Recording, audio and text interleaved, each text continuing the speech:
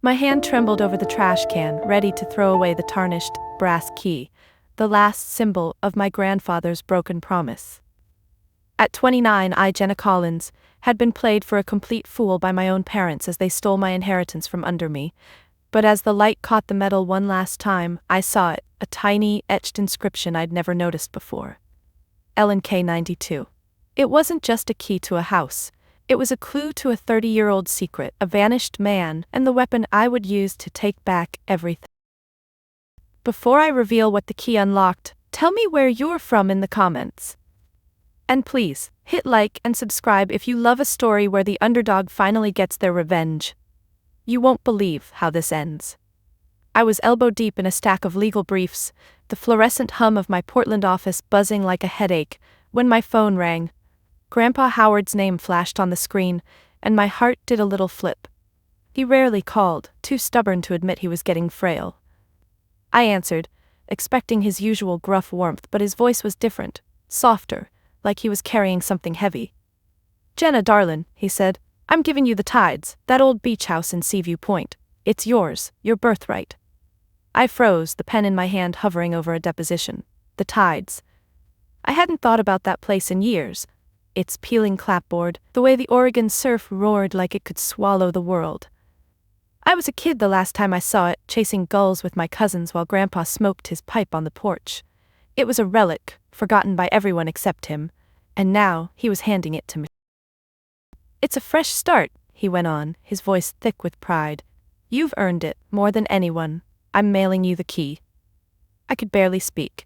Me, Jenna Collins, the family's black sheep, scraping by as a paralegal in a city that chewed up dreamers like me. My siblings had their fancy degrees and corner offices, but I was the one Grandpa believed in. I managed a shaky, "Thank you," my eyes stinging as I hung up. That night, I called my parents to share the news. Mom picked up, her voice all honey and polish, like she was closing a real estate deal.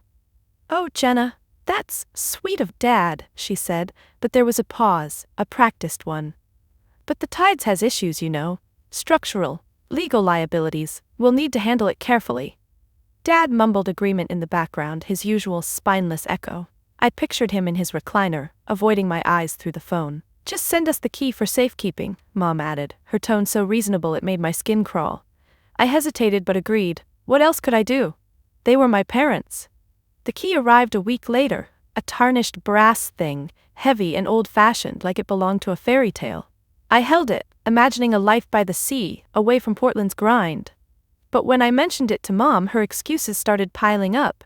Property taxes, asbestos, permits. Weeks turned into a month. My calls went unanswered, or got vague promises. The Tides, my fresh start, was slipping away and I couldn't figure out why. I started doubting myself. Maybe I didn't deserve it. Maybe Grandpa's gift was just a pipe dream. My tiny apartment felt smaller, the walls closing in. I'd lie awake, the keys wait in my mind, wondering if I'd been naive to hope.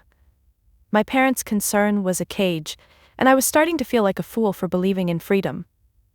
6 months later, I was still stuck, my bank account screaming and my dreams of Seaview Point buried under Mom's endless deflections. Her voice had gone from sweet to sharp, like I was a child asking for too much. Dad just stopped answering.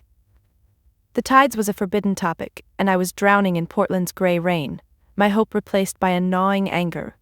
I couldn't take it anymore. On a rare day off, I rented a car and drove 3 hours to Seaview Point, the coastal wind whipping my hair as I rolled into town. The Tide stood at the edge of a cliff, weathered and boarded up, its charm battered but still there. My heart lifted, until I saw it. A for sale by owner sign, shiny and professional, staked into the lawn. Mom's cell number glared at me in bold print. I stood there, the salt air stinging my eyes, my pulse hammering. She wasn't just delaying me, she was selling my house. My birthright. I wanted to scream, to rip the sign out of the ground, but my legs carried me to the town hall instead, my hands shaking as I asked for property records. Mr. Abernathy, the clerk, was a kindly old man with a face like a walnut. He recognized the Collins name and smiled. "Your grandpa was a good man," he said, pulling a file. Then casually, like it was nothing, "Your mom, Brenda, was here last week with some buyers. Said she was consolidating family assets." The words hit like a slap. Buyers, last week. I mumbled a thank you and stumbled outside, the file clutched to my chest. My own mother was erasing me, and she'd done it with a smile. I sat in my car, staring at the ocean, the betrayal sinking in. I wasn't just losing a house, I was losing my place in my own family. I drove to Grandpa's cottage nearby, hoping he'd explain, but he was asleep, his nurse shushing me at the door. I didn't have the heart to wake him. Instead, I went back to the Tides, sneaking around the back.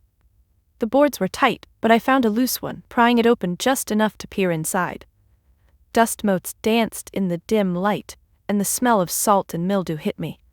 It was mine, but it felt like a ghost. That night, in a cheap motel, I couldn't sleep.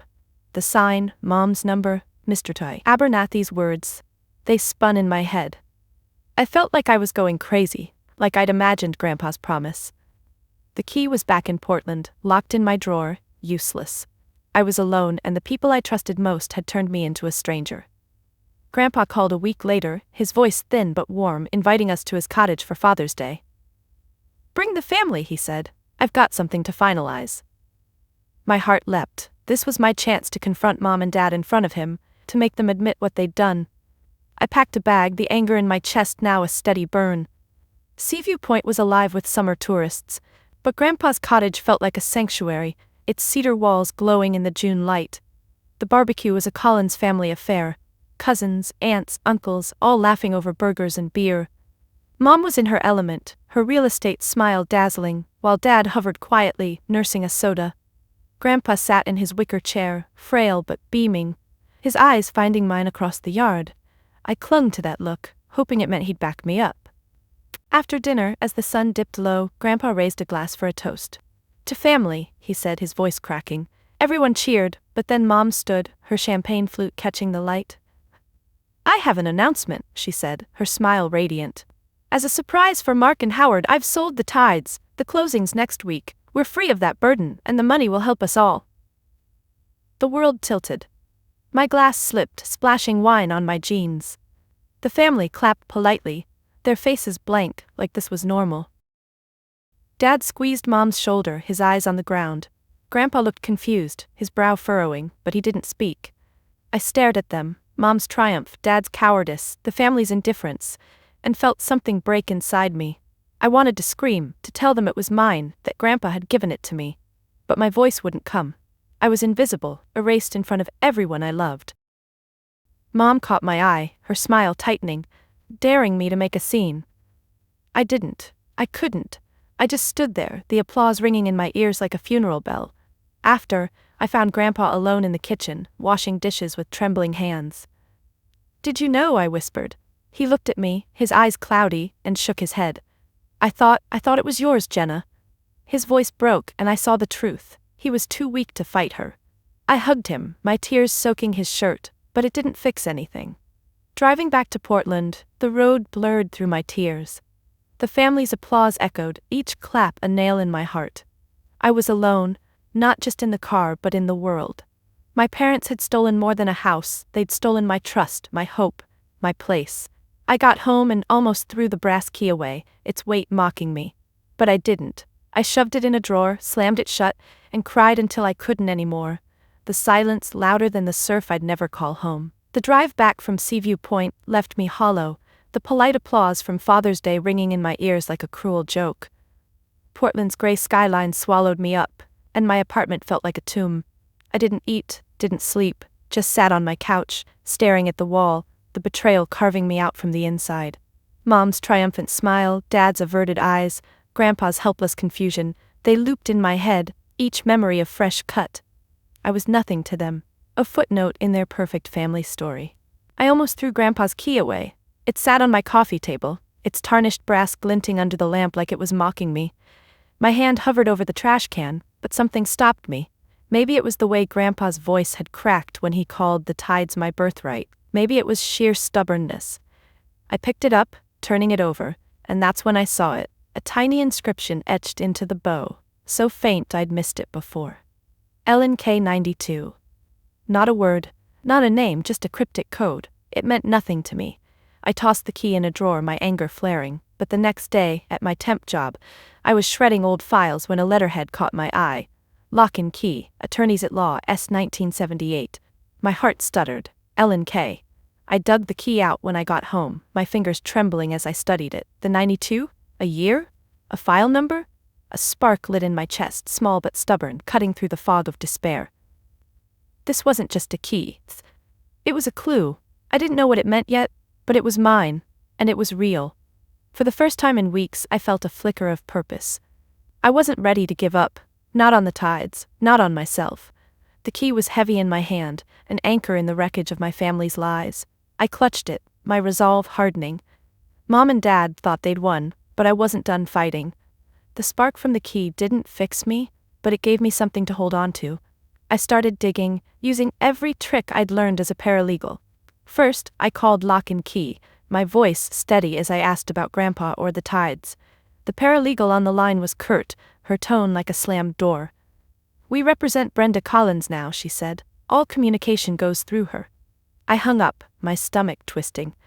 Mom hadn't just stolen the house, she'd locked me out of the truth. I wasn't giving up that easily. Late at night, after my shifts, I scoured public records online, my laptop screen burning my eyes. Property records, tax rolls, anything tied to the tides. Most of it was a dead end, decades of boring paperwork. But then I found it, a 1992 quitclaim deed transferring the house to Grandpa. Not a sale, not an inheritance, a quiet, legal handoff from someone named Elias Vance. The name meant nothing to me, but the notary's signature did, Arthur Locke, of Lock and Key. My pulse raced. The key's inscription LNK92 wasn't random. It tied to this deed, this man, this moment, Elias Vance. Who was he?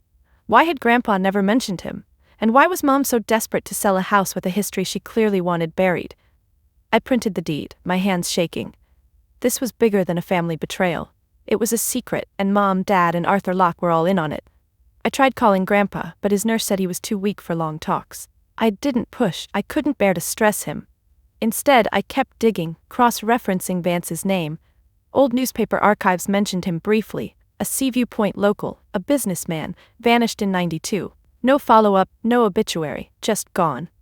The more I read, the heavier the key felt in my pocket. I was on to something, and it scared me as much as it thrilled me.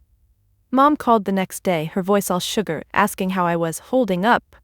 I played along, my teeth gritted, knowing she was checking if I'd given up. She didn't know I'd found the deed, the name, the crack in her perfect plan. I hung up and stared at the key, its weight a promise. I wasn't just fighting for a house anymore. I was fighting for the truth, and I was getting closer. I couldn't wait any longer. I drove to Seaview Point, the quitclaim deed folded in my bag, Elias Vance's name burning in my mind. Grandpa's cottage smelled of cedar and medicine, and he looked smaller than ever. His hands trembling as he sipped tea. I hated doing this, but I had to know. I slid the deed across the table. "Who's Elias Vance?" I asked, my voice soft but firm. Grandpa's eyes widened, then filled with tears. He didn't speak for a long time, just stared at the paper like it was a ghost. When he finally talked, his voice was barely a whisper. "Elias was my best friend," he said. "We built the tides together back when we were young and stupid, dreaming of a legacy. He told me everything. Elias was his business partner, a brilliant but troubled man. They'd started a fishing company, but it tanked in '92, leaving them broke and bitter. Elias, an alcoholic, spiraled. After a fight, he walked off into the night, toward the cliffs near the tides. He was never seen again. The town called it a suicide, though no body was found. Grandpa, eaten by guilt, used Arthur Locke to quietly take the house through a quitclaim deed. It was all I had left of him," he said, his voice breaking, "but I always felt his ghost there." Then came the gut punch. Grandpa had wanted me to have the tides, not just as a gift, but as atonement. He thought I was pure of heart, the only one who could make the house whole again. But Mom and Dad knew the story. They'd spun the clouded title and the threat of a Vance heir into a legal excuse to take control, claiming they were protecting the family. In truth, they just wanted the cash from a quick sale, banking on no one digging up the past. I drove back to Portland, my hands tight on the wheel, Grandpa's confession replaying. Mom and Dad hadn't just betrayed me, they'd exploited a tragedy, twisted Grandpa's guilt into a payday. The key in my pocket felt heavier, not just an anchor now but a weapon. I wasn't sure how, but I was going to use it. They thought I was weak, the black sheep they could ignore. They were wrong. I didn't sleep much after Grandpa's confession. Elias Vance's story haunted me. His disappearance, the cliffs, the house that carried his ghost. But it wasn't just his tragedy that kept me up. It was Mom and Dad, how they'd turned Grandpa's guilt into a scheme, how they'd erased me without a second thought. The anger in my chest was a fire now, steady and focused. I wasn't the naive Jenna who'd trusted them. I was done begging. It was time to act. I called Mom, my voice calm, and asked for a final family meeting at their upscale Portland home. To sign the paperwork, I said, letting her think I was giving up. She agreed, her tone smug like she'd won. I let her believe it. Then I got to work. I dug deeper into Elias Vance, scouring old newspapers online. One article, buried in a 1992 archive, stopped my heart. Local man missing, leaves infant son, a son. Elias had a child, barely a year old when he vanished. If he was alive, he'd be in his 30s now, maybe with a claim to the tides. It was a long shot, but it was leverage. I also recorded Grandpa's confession, his shaky voice on my phone detailing Elias, the deed, and Mom's betrayal. It wasn't much, but it was proof. I printed the quitclaim deed, the article, and a state bar complaint form for Arthur Locke, just in case. The key, with its LNK 92 inscription, stayed in my pocket, a talisman. I was ready. The meeting was on a crisp Saturday, Mom's house gleaming with her real estate agent polish, marble counters, fresh flowers, the works. She greeted me with a hug, her perfume cloying, while Dad nodded from the couch, his eyes on his phone. Grandpa was there, frail in a wheelchair, his nurse nearby. Arthur Locke, the family lawyer, sat at the dining table, his suit crisp, his smile oily. The air was thick with their confidence.